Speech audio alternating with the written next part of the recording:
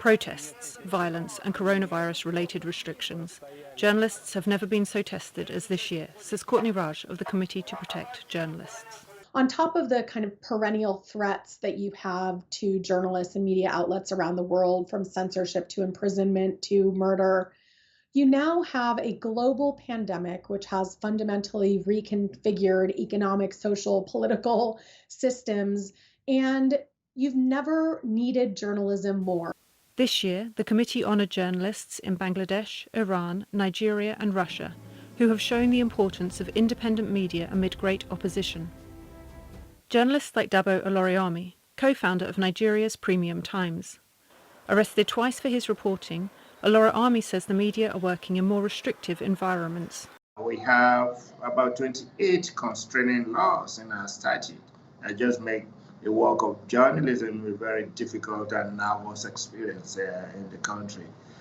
Increasingly, too, I think with the whole developments around cybercrime in the country, we have some of these really crazy laws that then criminalize the work of journalism. Laws around the use of electronic media and false news are also a problem in Bangladesh. Photojournalist Shahidul says press freedom there has gone downhill. We were under military rule at one point. That's when I had a loaded gun pointed at my head. When democracy came, we thought things would change, but this is by far the worst it's ever been. I think we live in an environment of fear. In Iran, where access to independent journalism is limited, freelancer Mohammed Masid covered corruption, economic sanctions and protests on his now suspended social media accounts. We and a lot of journalists around the world have relied on people like Mohammed in times of crisis.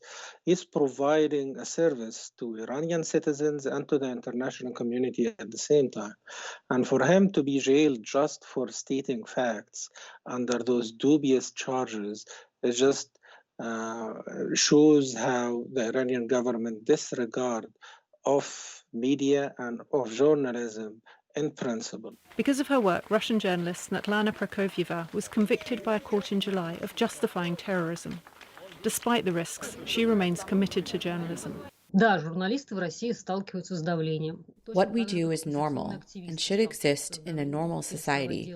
But if we abandon our profession, stop what we do, then our country, our society as a whole, will be even further from normality, from civilization, than it is now. With journalism under threat, the work of international lawyers like Amal Clooney is ever more important to defend press freedom, says Radsch. The recognition of Amal Clooney with the Gwen Ifill Press Freedom Award this year really recognizes the symbiosis between the legal community and the journalistic community. We need each other. With press freedom under attack, that support has never been more important. Jessica Jerreat, VOA News.